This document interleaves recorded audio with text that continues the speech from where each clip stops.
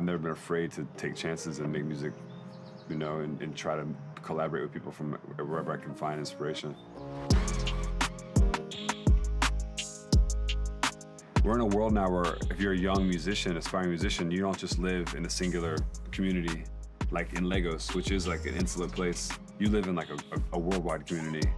I think just being a musician and being creative and being innovative, you're gonna take from all different cultures. You're gonna be able to absorb from different places.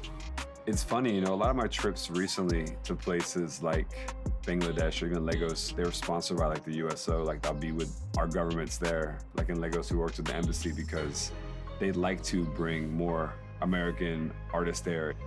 With everybody in place and creating like a good environment, I think we do a good job of kind of bridging a cultural gap between America and different places because I think it's important to have those conversations with different countries. When our shows in Islamabad, we've done 2 now, and they've just been like the craziest concerts I've ever been part of. There's been a lot of trips to Coachella. I think I started with just DJing for MIA probably like 12 years ago, maybe longer.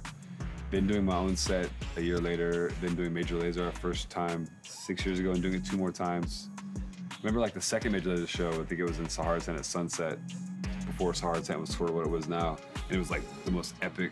Sunset is sort of the best time to play at Coachella. Nobody can tell you differently, whether it's, they say it's headlining, whatever. It's always Sunset's the best time. Having that epic experience with like different people coming in with our shows, to making it the main stage, you're kind of seeing all the different levels of where you could be, where you can reach audience.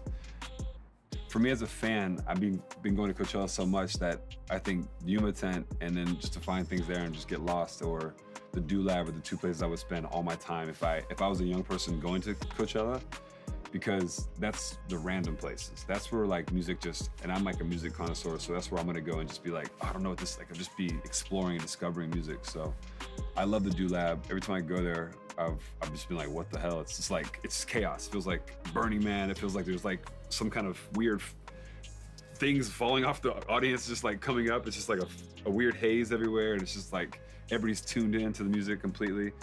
And I think it was 3 years ago we did Major Lazer, like randomly, I think Paul or someone set up for us to do a set. And we just left. We're like, oh, we had to play the Do-Lab. We don't even know where that is. We had to find it. So I just brought everybody who was in backstage with us. So like Mo, like some artists over there, some rappers. We just brought 20 people. We were pretty drunk. Went on stage, we had no set. We literally played new demos, just chaos. You know, having an MC, we can start and stop music. So it was like a fluid train of thought, just like, it was like the free jazz of festival performances. I know that Mo probably performed 2 songs that are still unreleased. That was 3 years ago, so, and the crowd loved them. So yeah, Do-Lab is chaos. I love that. That's what a real festival feels like. We're gonna do Do-Lab again this year on Saturday night, so it should be really good.